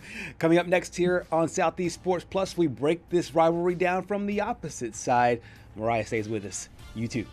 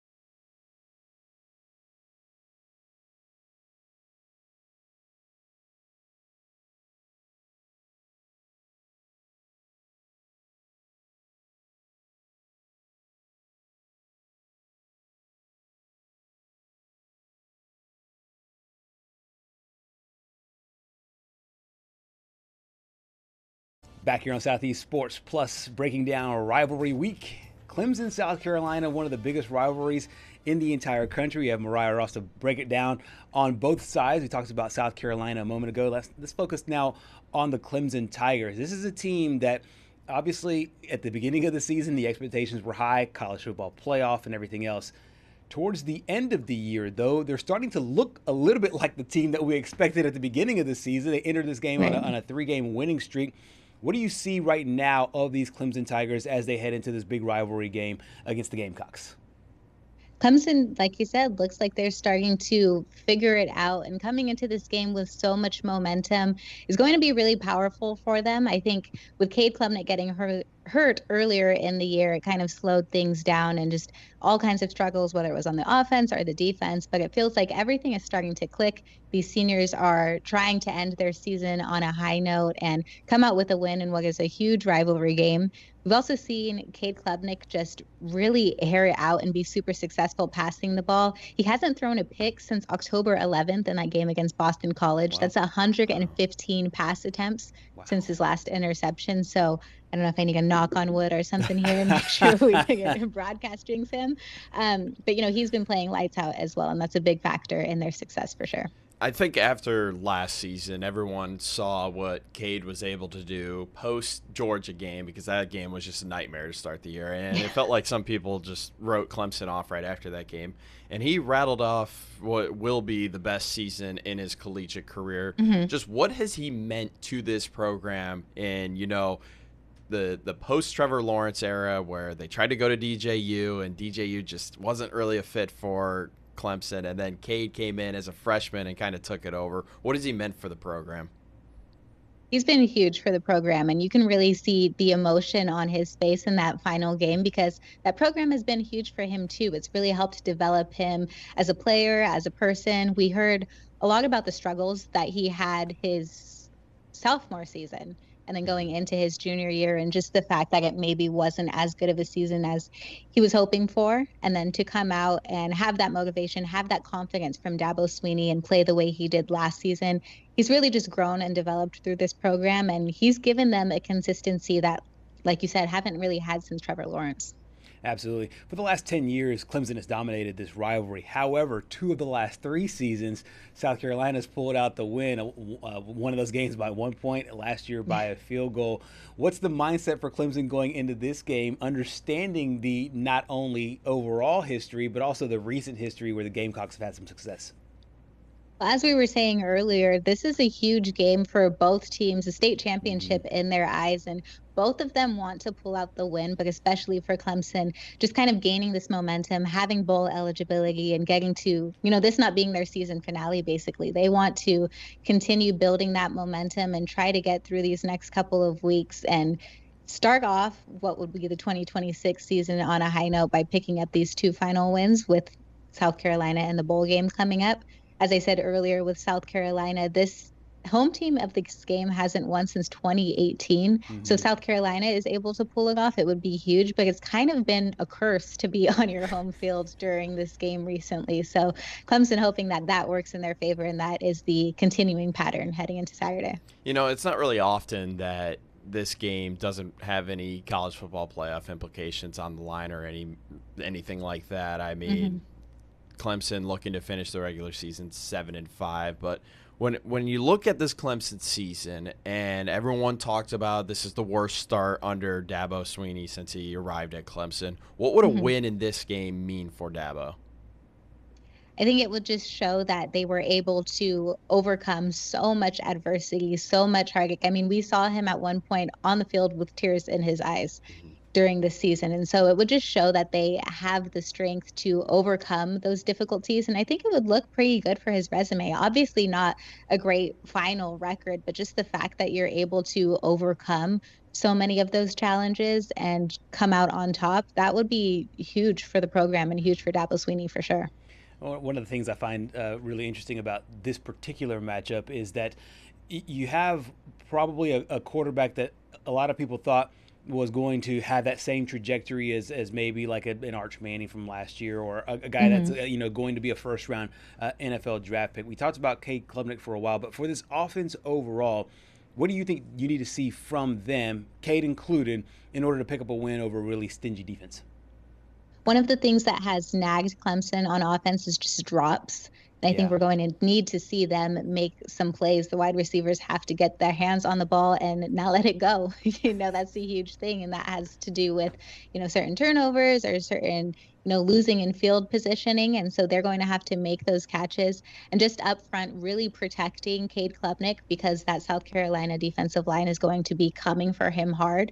So just making sure that they are giving him time to make the throws that he wants, and then the receivers on the other end getting their hands on it and making the catch. Right, last segment we asked you about the keys to the game for the South Carolina side. Now let's take a look at the Clemson side. Yeah, they're going to need that veteran leadership that they have all across the board to step up and really make the plays they need to pull out this victory. They have a really veteran O-line. They also have a lot of guys on defense who are top 25 draft pick projections at this point. So they need them to really step up and make those plays. Similar to how we said earlier, make Cade Klubnik uncomfortable, they have to make Lenore Sellers uncomfortable. And that is something that we've seen more from him this season than in the year prior. So they got to wrap up. They got to be able to tackle. As we said, Dabo thinks they missed probably about 50 tackles on Lenore Sellers last season. So they want to make sure that they get that number down to maybe 20, something a little bit lower. And then just stop the run game, because that is going to be something that South Carolina likely is going to have to lean on. On the offensive side, similar to South Carolina, Cade Klubnik just has to remain comfortable. Don't make any errant throws. Don't make any rushed throws. And similar to South Carolina, just try to do everything you can to pull out the win. They have a lot of veteran leadership at Clemson, and it's a lot of those guys likely last game in a Clemson uniform, so they're going to have that on top of the motivation of just beating South Carolina. Absolutely. One of the things that I find super interesting about this rivalry, really about all rivalries, and I'll talk to both of you about this, is the fact that both these teams have agreed to like not plant a flag after the game. Like, that's when you know the rivalry is heated. It's like let's stop a pre-fight action from happening because we know if one of these teams plants a flag, it's going to be out. I find it hilarious that they had to do that at the beginning, but I also think it's smart. Do you think that that the courtesy will tip over to the fans as well? Unlikely. I think we've seen just, with the no field storming rules that they have and how they're going to implement a fee, the students don't care about that. That's true. If it's a big win, they're going to storm the field. If it's a big win, they're going to try to plant their flag. And I think that, you can control the coaches, you control the teams, you can give them disciplinary actions, but the students are not going to care so much. Yeah. And I was at that game last year. As soon as it was over, before it was even over, people started jumping over the hedges, and I got myself out of there. I'm only about 5'2". I was not trying to get trampled. So, but after the fact, just seeing the amount of people on the field, and there was almost a fight. And I think we saw that across the board last season with all of these rivalries. There were just a ton of them that day. I don't know what was in the air. So I do think that both teams will have respect just because both coaches are very respectful of each other. And if either of their players try to do anything, I think they would probably face some disciplinary action. Mm-hmm. But as far as the students, it's hard to stop them. Yeah, it certainly is. Real quick here, let's go roundtable score prediction for this one. Mariah, you can go first. Okay. Okay. Let's say 24-21. 24 South Carolina. Ooh. Oh, South Carolina gets the win. Disadvantage ends. Yeah, let's say. And I'm kind of with her. I think that South Carolina does break this this weird trajectory of this rivalry, and I think it's a close game as well. I say the offense has come alive a little bit. I say 34-31. Okay. 34-31 South Carolina. I want to take South Carolina. I really do, because I like Shane Beamer as a coach. I really like what he's building over there. This year didn't go according to plan, but I think the wrong system was in place for Lenore Sellers. But Cade Klubnik's going to come out in his last regular season game, and he's going to want to beat them. No question. I've got Clemson winning 40-22. Oh, so like a blowout. Oh, my gosh. A mini blowout there. Yes. Wow. He's going to come out angry. Wow. I got talking angry. And they're going to end the season on a 4-game winning streak and play whatever 7-5 bowl. Hey, Pinstripe Bowl in Yankee Stadium. Pinstripe Bowl in Yankee Stadium. That would be awesome. That'd be a fun assignment for you too. We got to have our own trophy. Yes. Yeah, exactly. Mariah, thank you so much for all your time and your insight here on this great rivalry. Thank you. Mariah Ross joining us from Spartanburg, South Carolina. She's been great all season long, and I know that everybody in the Palmetto State was wanting this game to be probably a de facto college football playoff game.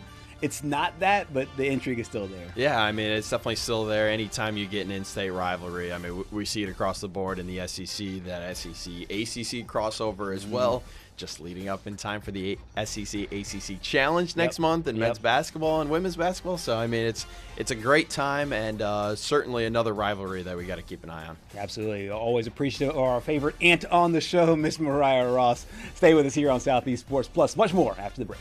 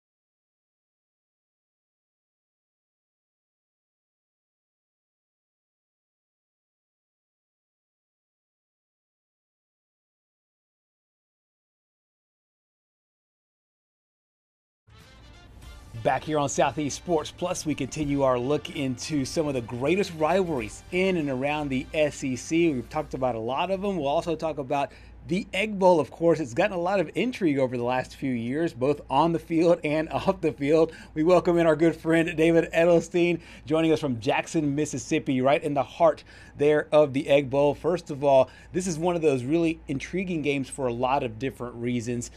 In the past, we've seen Mississippi State be on top when that Dan Mullen years back in the day, and now it seems to be the Ole Miss Rebels that have really taken shape here over the last 2 years especially, and now looking to obviously solidify their spot there in the postseason. What are you looking forward to the most out of this year's Egg Bowl, David?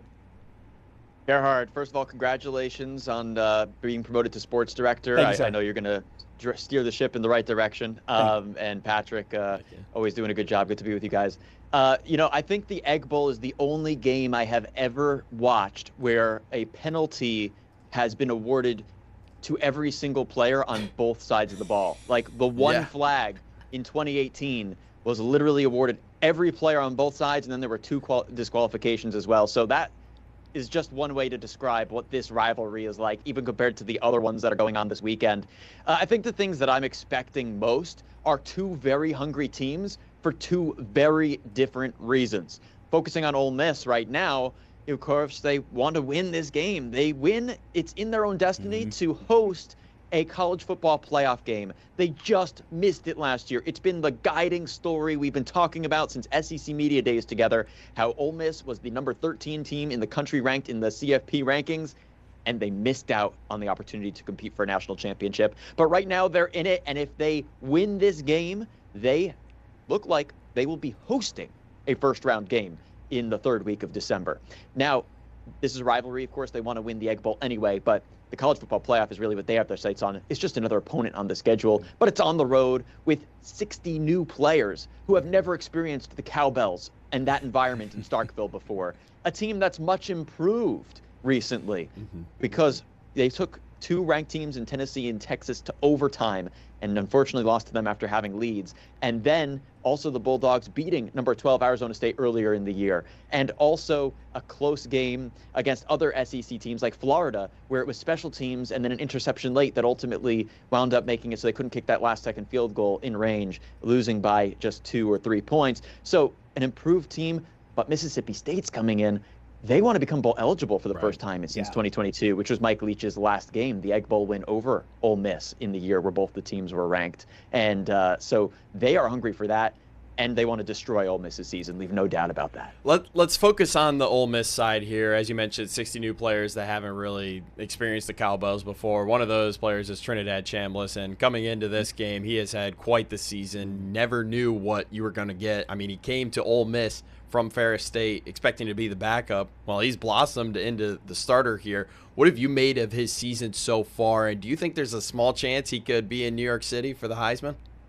You know, it's amazing because he was just named a Connerly Trophy finalist, which here in Mississippi is named after Charlie Connerly. It's the award for the best college football player in the Magnolia State for this season, and he is Ole Miss's choice, even in a season where they have Kuwan Lacey, who just scored his 17th, which was the record-breaking program record for Ole Miss for a single season, and then his 18th and then his 19th score of the season.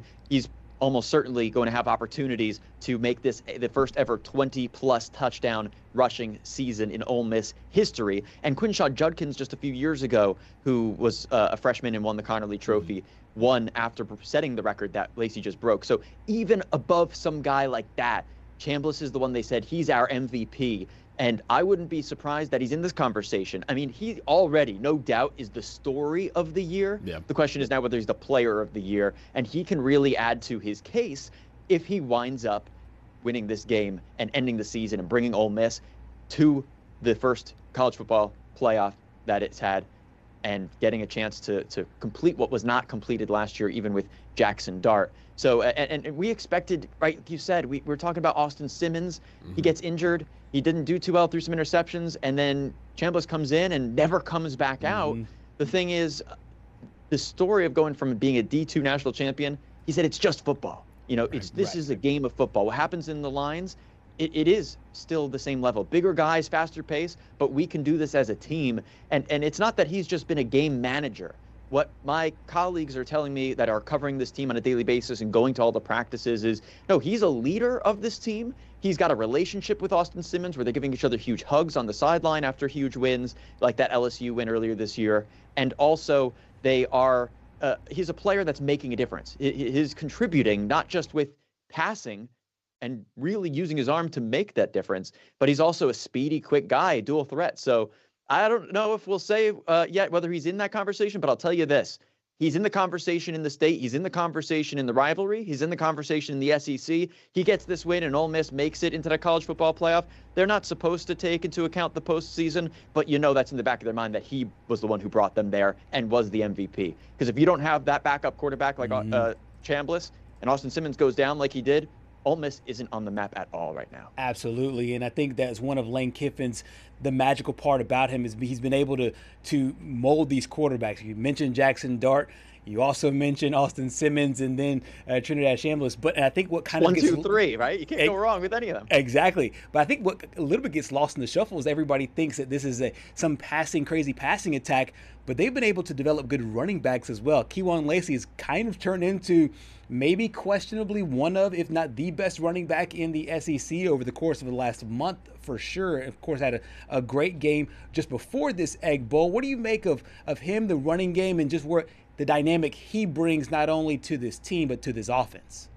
Yeah, Lacey has been incredible. Not much playing time, really, not many opportunities at Missouri. Comes in and maybe becomes an Ole Miss legend. I mean, his name is engraved in the record books right now until someone else is able to score 20 or more rushing touchdowns in the future in a single season. This could be Ole Miss's first 11-win regular season ever. And, of course, if they win a playoff game, their first 12-win season, 13-win season, who knows?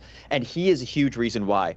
Chambliss cannot have the success that he does with scrambling or with trying to pass the ball like he has and finding the guys downfield if Lacey doesn't open it up and make them think that, okay, there are opportunities where we have to really guard the trenches and then Chambliss can throw it. Or, hey, Chambliss is throwing and these blockers, the line on offense has been stellar. While Ole Miss may have struggled maybe a little bit on the defensive rushing stop, their offense has just made up for it in so many ways. And Lacey is the guy right now. I mean, like I said, Quinshon Judkins had not as good of a season as Lacey's currently having and was named the best player in Mississippi. You can't really compare one season to the other because everything's different, but you got to say, if this guy's breaking Quinshon Judkins' records that were just set and he was deemed to be the best of the best, man, this guy is even better than that. You never know where he's going to go next, and he definitely made a name for himself, and again, that helps Ole Miss make a name for itself. Absolutely. We got a chance to hear from Lane Kiffin as he tries to go for win number 3 in a row over the Bulldogs. Different generation. They all can leave every year. A lot of that is financially based, and so they don't think the traditional way that years ago about their coach and what's going to go on with him next year. That's not how they think anymore, and that makes it a lot easier not to listen to noise, because as a fan, that noise is really loud because it's your team and it's your team for a long time. These kids don't think that way. It's a product of the system. All right, David, one of the biggest things about this rivalry is they always say you could throw the records out, but in a lot of ways, and I feel like this game is particular where usually the better team wins this football game. That was the case last year. Revisiting last year's football game, Rebels won it 26-14. Not the greatest day through the air for Jackson Dart, 143 yards in that matchup. What do you make of what this year's team and this year's game will bring as far as the dynamics inside of the game? What are some of the things you're looking forward to? Well, the thing is, like we said earlier, both teams are extremely hungry for their own reasons. In a game like this, you have to be self-motivated, and they are. It cannot just be about we want to tear the other team down. It is about that, but in this case, they have their own internal, intrinsic reasons for wanting to bring that Egg Bowl trophy home, because it's more than just the trophy this year. And if the league says it just means more, I mean, this game really just means more, which is why it's so historic and why something crazy always happens. You're right, the team that's better usually wins the game, but it is true, really. You never know what's going to happen in a game like this. We've seen Egg Bowls where a team is down and needs a touchdown and a 2-point conversion to win the game or tie it, that is. And then they get the touchdown, and with 3 seconds left, they miss the 2-point conversion. You've seen ones with missed extra points. You've seen the one with the penalty on everyone. You've seen the celebrations getting penalties that cause the team to miss scoring a touchdown or too far from field goal range because 10 extra yards as a penalty after pretending to be a dog peeing in the end zone gets you a penalty, ruins the entire game because you were celebrating thinking it was over. This is stuff that's happened. This is college football at its best, and big names, So I think what it's going to come down to is who is hotter at that moment. They each have 2 weeks off coming into this game. Ole Miss is obviously looking like the better team, but this is a much improved Mississippi State team that can be explosive and has wins over ranked opponents. And we've seen Ole Miss sometimes get distracted when their head coach is not being decisive about whether he's taking a new job or not because he wants to just not talk about it, but let everyone else say whatever they want. I've seen coaches this week nailing down, yes, I am looking, or no, I'm not looking at another job, and just be decisive, and it's over, and you go play the game. It's kind of sad that we're not focusing on the best season Ole Miss has ever had. They have it's 3 of the past 4 or 4 of the past 5 right now. 10-win seasons in a row. Kewan Lacey, Trinidad Chambliss, best story in college football. No one's talking about it. No one's talking about it because it's all about Lane Kiffin right now, which is good because, like he said earlier this week, would you rather them talk about wanting your coach or would you rather be a mediocre team that no one wants your coach?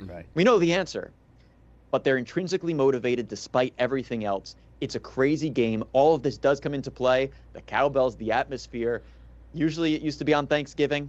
Last year was the first year it wasn't, but an 11 a.m. game the day after, it's going to be crazy and it's going to be a good one. And it's going to determine a lot about the future for both teams in ways that we might not even be able to predict right now, even beyond the immediate consequences that we've already discussed. Yeah, definitely don't want to sleepwalk through that. Final thing before we let you go here. What are your 2 keys to the game, so to speak, for Ole Miss to come out with a victory? Yeah, I would say that for Ole Miss, the key to the game is to not go in thinking that it's already won. Sometimes they've gone into games at like Washington State this year, or even against LSU with slow starts. These non-conference games, Tulane early in the year wound up being a big win, but it wasn't looking like that early in the game. And Lane Kiffin said, we need to pretend we lost heading into this. Wake up. So if Ole Miss can say, hey, we have to be ready because Mississippi State's going to push it. They are a team that could be a completely different story if they just held on to major leads they had over major teams this season, but didn't. So Mississippi State, it's can you play the full 4 quarters? Maybe you're playing tight. Maybe Brennan Thompson is able to score a big touchdown early. Maybe Blake Shapen is able to figure out things to get his final game, maybe the bowl game coming up soon, but his final regular season guaranteed game right now back in order. Mario Taylor comes in. Does he play a role? Can they figure that out and make it last into the end and then nail it down? Ole Miss is a team that can ultimately finish it off, though, when it comes down to it. So I ultimately think that Ole Miss will come away with the win, but it looks like it'll be one of the good games as compared to the past 2 Ole Miss wins where it were just complete blowouts. Good stuff there, David. Thank you so much for joining us here, previewing the Ole Miss side here of another should-be great Egg Bowl. Of course. Thank you guys so much, and happy Thanksgiving. I'm thankful for you. Thank you. Thankful for you. Absolutely. Thank you so much for David for joining us here on Southeast Sports Plus. Coming up next, we'll look at the other side as Coach Jeff Levy and company will look to pull off a major upset over the Ole Miss Rebels. We'll check in with Camden Morris coming up next here on Southeast Sports Plus.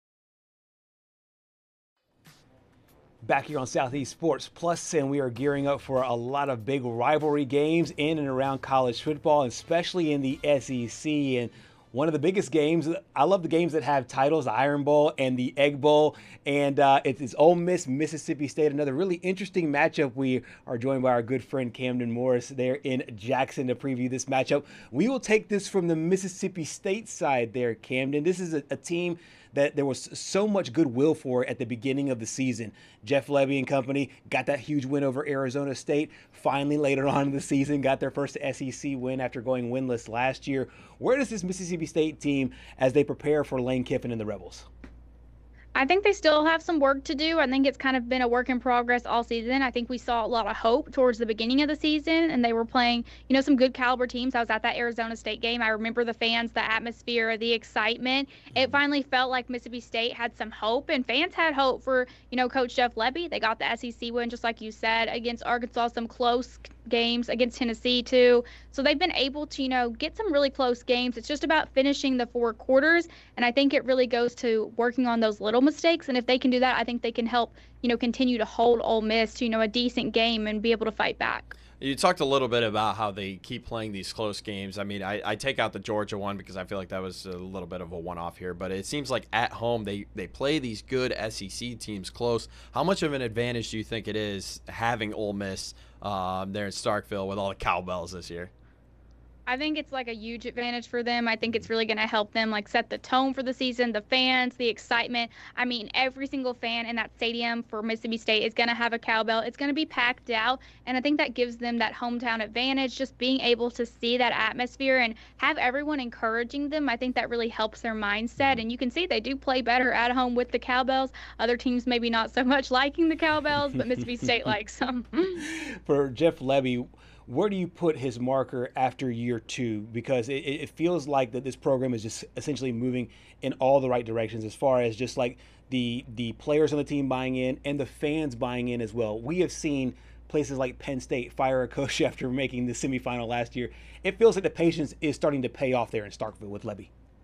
Yeah, I definitely think the patience is starting to pay off here. I think Mississippi State fans have had that patience. They've kind of seen Jeff Lebby turn things around a little bit. There's still a lot more to be done, but I think they're excited about, the possibilities and things that he's continued to do. I think a lot of it is going to start for going into next season. It's going to be in the recruiting class and just getting depth in those rooms, because as we've seen in every single team pretty much in the SEC, we see a lot of injuries happen and people having to step up to the plate and being able to be that starting position, and we need to have that for Mississippi State. I think a depth, especially in the quarterback room, is something that they're going to want to look at for next year. Camden, I find this a little bit interesting here because what I've seen on social media, and please help me if you can, I'm kind of shocked that some Mississippi State fans are actually rooting for Ole Miss just so that way they can make the college football playoff. I mean, what have you made from that? Have you seen that as well? Yeah, I've definitely seen that as well. What? I think Mississippi State, yeah, I have. I think Mississippi State fans, obviously they want their team to win, but I think the hope, especially going up against a team like Ole Miss, like the caliber of talent, I don't think they have a ton of faith in that. I think they're just hoping that Mississippi State cannot have an embarrassing game. They're hoping that they can kind of hold them to the same level and have a decent game. I don't think a lot of fans are like, yes, Mississippi State is going to 100% beat Ole Miss. I think that's kind of dwindled down after some of these losses we've seen. Absolutely. We've seen different styles of games here in this one. We've seen some low-scoring games. We've seen some higher-scoring games last year, about a 2-touchdown game, 28-14 or 26-14, the final score there in that matchup. There you see some of the numbers here. I'll go back to the last game in Starkville in 2013 where Ole Miss won 17-7. What is the way you see this one playing out? Do you see it a little bit more high scoring? Do you see it more tempo, more pace, and a lot more points on the board? What's the game flow, so to speak, from the mind of Camden Morris? I think it's going to be a low-scoring game if I had to guess on it, and I just think that Mississippi State is going to come out and fight to the finish. They're not going to give up no matter what. This is a rivalry game, so there's a lot of emotion into it, a lot of fans, and just a lot of things on the line besides just a football game for them. So I think the mental aspect is going to make them want to continue to pull out every stop they possibly can to be able to hold Ole Miss. So I also find a little bit interesting here, the big storyline last season was Blake Shapen went down with an injury early, and then you turn to Michael Van Buren. Well, Van Buren's down in Baton Rouge now. It feels like this year Shapen got off to that fast start, but then sort of the wheels started to fall off. I know he's trying to recover from an injury, but what have you made from his play this year? I think Shapen's done, pretty decent overall. He's definitely had some opportunities where he's holding the ball too long. He's had some things that he definitely needs to continue to work on, but a lot of people have said it. Shapen is already so far in his football career. There's not a lot of things that he's going to be able to change so far. I'd really like to see Kamario Taylor step up on the field and just see what he has to offer. I know Jeff Lebby is a big Blake Shapen fan, but I would like to see Kamario be able to step up. It's one of those weird situations, in my opinion, with Jeff Lebby going into a second Egg Bowl, and the words that he has to use to be able to both, like you say, temper expectations and get the fans really excited for this matchup. Here's Coach this week on the big game. When our guys were able to get away, man, they still had the install and could circle back to it as they were away for a day and a half. And then as we got in the building this morning, man, just great urgency and great awareness of what's in front of us, and excited as heck about Friday morning at 11. All right, Camden, it's another interesting situation with this team because Mississippi State sits on 5 wins going into it, and they can, extend their season, get to a bowl. I know at 5-7, there's some back alley ways you can still get to a bowl game, but how important is it for this team to be able to extend their season one more game at least to get that extra practice time that comes with the bowl and get that 6th win? I think it's everything for Mississippi State. I think that's exactly what they're looking for. They've been trying to look for that all season, and they're fighting for that, and they're not going to give up easily. I think it's really everything to Mississippi State, to Jeff Lebby, and to the fans, because they want to see the Bulldogs excel. They want to see progress made, and they want to know that, their patience was worth it, that paid off for them. Camden, I think I'm just going to make this like a theme here. What are your keys to the game here for Mississippi State to pull off the biggest upset probably in their history? I think going in the mindset, that's the first part. They've really got to be focused. And I think also Jeff Lebby has to take some emotion out of it. I think, he coaches with emotion. Everybody does, but I think he needs to take some of that out of it. I think we're going to need to put Kamario Taylor in. Depending on how Blake Shapen starts the game, I'd really like to see him and just see where that goes back and forth, because I think, a lot does fall on the quarterback no matter what, so we need to see that. Their defense has to stay strong. I think that's number one. Ole Miss is great at scoring and finding ways through the defense. So Mississippi State has to be able to hold them. For sure. In my opinion, there are a lot of good, rivalry games kind of come in a lot of forms. There is literally a game called clean old-fashioned hate. I mean, it's like we hate each other, but kind of not really. Georgia Tech. I consider Georgia's rival a little bit more Florida, even Alabama to a certain degree. Alabama and Auburn obviously speaks for itself, what it means. Give us a taste of the people that are there in Mississippi. Are there houses divided? What are the overall viewpoints of this rivalry? How heated does it get? Because I can see it going either way. On the field, it seems like the players are really intense about it. What about off the field and that fan base and just your typical fans in Mississippi as it relates to this game in these two programs? I definitely think houses are divided. You go down any street in Mississippi and you're going to see either Ole Miss signs, Mississippi State signs. You might see both on one house. There's definitely those couples who have the house divided, and it's a big game. You go on Facebook, and if you're any of the Mississippi local Facebook groups, people are already talking about the game. They are excited, and they are going to trash talk you, so you better be ready, because Ole Miss fans, Mississippi State fans, they both want to see this win for both of their teams, so they're really heated in this, and I think sometimes the fans get into it more than the players because they feel like they have so much riding on these SEC wins. Absolutely. 11 o'clock kickoff there in Starkville. Camden, thank you so much for your time, and enjoy the Egg Bowl.